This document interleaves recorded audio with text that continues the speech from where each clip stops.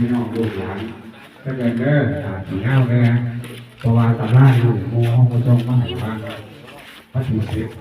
ให้สาวแต่ว่าในข้อไก่นะครับเป็นตำรามาน้ำโมผู้ชมมาให้พอกันมาได้ไหนเนาะพอพันเลยมาหน้าร้ายตาเนี่ยมาจากบ้านในเมืองได้โอ้ยพวกหน่อยมาแต่เมืองใหม่ทองทองเมืองในสาวัตถีเมืองโดนเรื่องตัวอย่างนั้นคนดอกหน่อยได้เนี่ยแล้วมาได้แน่เยี่ยวได้ข่าวว่าลูกหลานเก็บบ้านไม่ใส่หยาเข็มว่าสิมาขออยู่น้ำว่าสิมาทำมาพูดว่าสิไม่ให้อยู่ซุ่มกินเย็นอยู่เย็นเป็นสุขความมืดก้อยยาความยากก้อยนี่จะอาจจะแนวถนอมหน่อยทำซ้ำบังละวะเรียกรำซ้ำบังแล้วเช่นมันจบมันงามเช่นมันดีเป็นตะโยเย็นสุขแท้ๆขน่อยเอ้ยได้ยังมานั่งเนี่ยได้มาเบิดส่วนแนวอันนี้เอ้ย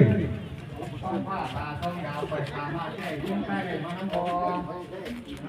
ได้มาเบิดสู่แนวส่วนแนวนี่ท่านพระพุทธรูปมีพระธรรมพระสงฆ์เครื่องของคำของโคนแก้วโคนเขาน้องผู้ขาก็ได้มากุ๊บซองฟ้าผ่าซองดาวผู้ได้ผู้ขาก็ได้มาแหลูกท้องมองลูกกลัวผู้ขาก็ได้มาเป็นเงินข้ามแก้วเพชรนิ่มกินดาแก้วแหวนเงินข้ามผู้ขาก็ได้มาเครื่องใส่ไม้สอยไม้เหลาแหลมสุราน้ำมันผู้ขาก็ได้มาท่าสีท่าสาหญิงชายผู้ขาก็ได้มาเป็นเครื่องยุคของจิตเหล่าสุราผู้ขาก็ได้มาสร้างมาว่าพ้อยเป็ดไก่ผู้ขาก็ได้มาเป็นสินไหมผ้าไหมผ้าสลงผู้ขาก็ได้มาท่านว่าผ่าเผืนแค่ว่ากับพันว่าเง่าเนี่ยปู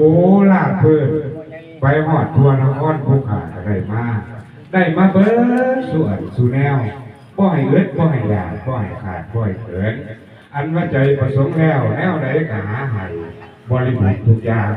มาเวทเช่นให้ตั้งใจเจ้าประสงค์แล้วอันน่าเอ่ยได้มาบัดเก่าตัวเดียวแล้วแต่แกตั้งบังแล้วไม่แน่ใจแล้วครับผู้ทักซื้อบ้านซื้อนั่นเพิ่นอ๋อนี่ยังแน่โง่แล้วพญาแถนเพิ่นบอกมาแล้ววัดนี้ยังแน่เราฟังเด้ออันน่าเอ้ยผู้ขาดถือว่าดูฟังเสานี่ชื่อว่าเท้าข้ามหมันบันไดนี่ชื่อว่าเท้าถุงคง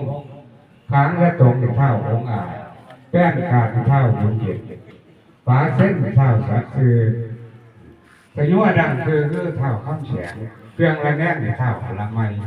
อกไก่ในเท้าถุงห้องแป้นล้มในเท้าปกป้องปูขึ้นแล้วยกขึ้นแล้วเฮ็ดต้องชื่อว่าเท้าถึงมันขนยืนไผจะโยกับคำพูดมุ่นมังมั่วคุ้ยอันเต็มถุนเขาเปลือกพูดเต็มเล่าเลี้ยงลูกเต้ากับยูซุปกินเย็นกันง่ายเลยพวกกับพวกเข็นกับพวกไก่แบบนี้จะได้กับได้นี่จะดีกับดีนี่แหละเพื่อนว่าเงื่อนเศรษฐีเงื่อนข้ามเก่ากับผมเงื่อนยูซุปกินเย็นคนบุญหลายจะได้อยู่คนบุญหน่อยกับพ่ออยู่จะแล้วง่ายเลยท่านจะ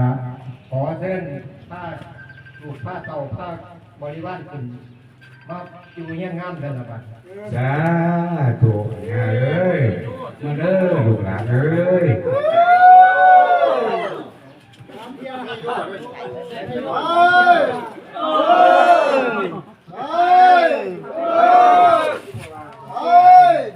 เหยียบคันหนึ่งก็เป็นว่าแล้วมันได้ก็ได้แบบเหยียบคันหนึ่งยังเป็นว่าเหยียบคันสองคันสามเป็นว่าไปหรอกเหยียบนั่นแหละบาทไหน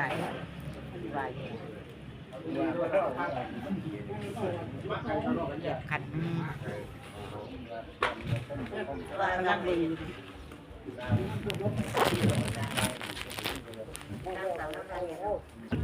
วันนี้วันดีวันชัยยศรีเสวตีลาโพนโมพุทธายาร้านก่อสร้าง นพราชเงินหญิงขอให้เตโชขายผ่าม่านพระค่ายร้านก่อสร้างนพราชเงินหญิงผงมูนาโก้ยาได้ท่องเที่ยวทั้งนี้ร้านก่อสร้างนพราชเงินหญิงขอให้มีแต่ความสุขอยู่เย็นบานหน้าร้านก่อสร้างนพราชเงินหญิงขอให้เงินคำไหลมาดังชื่อหน้าร้านก่อสร้างนพราชเงินหญิง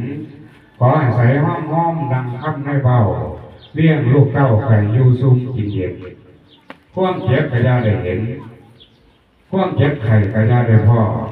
คันว่าพ่วงตายนี่กระนี้ไก่เว้นดีพ่อยไผ่กระยาได้มีมาต่อทั้งห้องเที่หาเงื่อนซานวันอยู่